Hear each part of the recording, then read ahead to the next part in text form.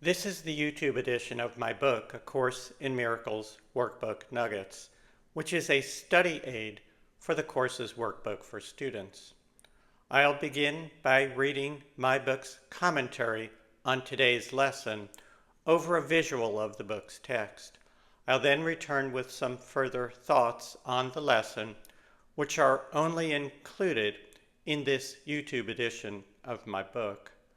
Today's lesson is part of a 10-lesson group that runs from lesson 341 through lesson 350, each of which relates to a miracle as understood in the Course.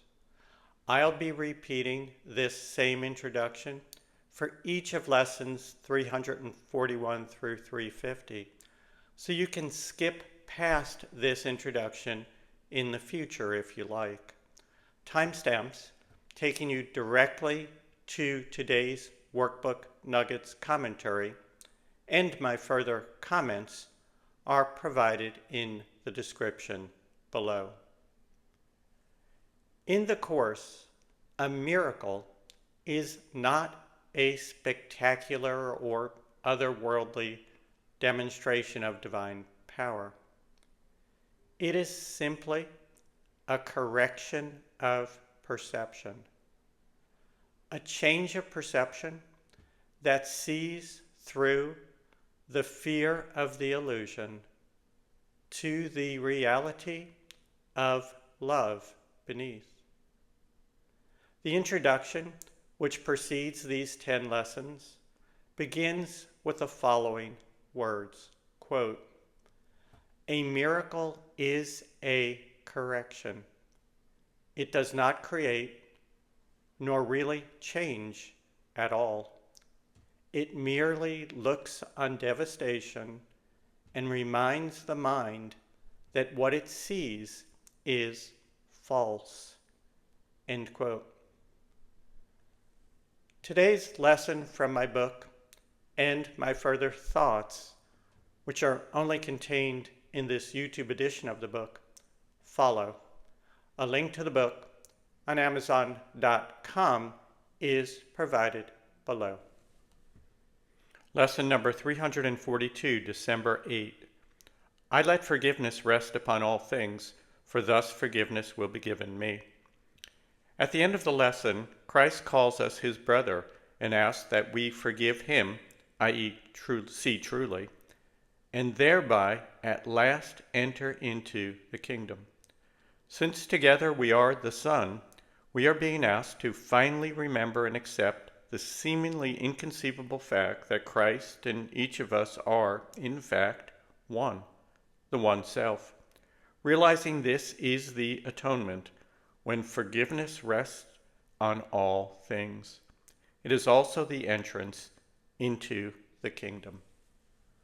The title of today's lesson is, I let forgiveness rest upon all things, for thus forgiveness will be given me. The Course uses the term grievance to describe anything or anyone you disagree with or want to make different in any way, big or small. For example, if you feel annoyance at a driver in front of you for going too slowly, that is a grievance, as would be your disagreement with a government policy or upset with a partner or work colleague or relative or over anything, big, small, or even trivial. Anything you want to be other than it is, in the terminology of the Course, a grievance. But since a child of God has no needs and cannot be harmed, if you are experiencing a grievance, any grievance, you are thinking as an ego. An ego has needs, desires, and pet peeves, and preferences.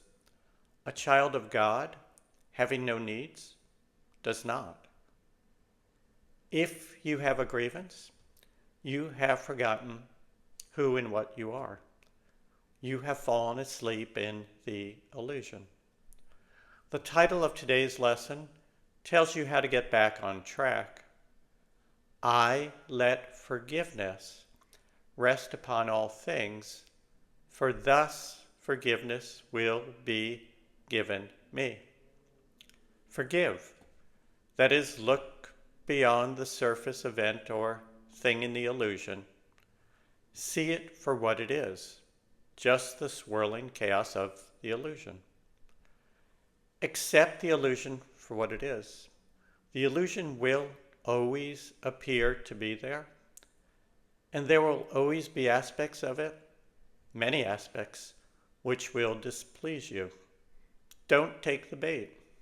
Say to yourself, oh, I'm focusing on the surface aspects of the illusion again. Holy Spirit, or Eternal Teacher, show me a better way. Let me see, not from the narrow interests of my ego, but from the higher perspective of my real eternal self. This is all you need do, and it is all you should do. Any other conscious, quotes, help to rationalize or make the situation seem better that you would do is just more input from your ego. Sneaking back in like that is just what your ego wants to do. Say, no thanks. I want to see from my real self now. I'll let the Holy Spirit or my higher self take it from here. Now just step back and listen. Step back and see the love, or call for love, where before you saw a grievance. The answer and direction in whatever situation you are in or facing will come, and it will come from love. This is how we live the Course in our lives.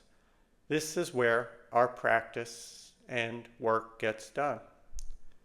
We forgive, that is, we look past the illusion, and thereby remember our true self. We ask the Holy Spirit for a better way.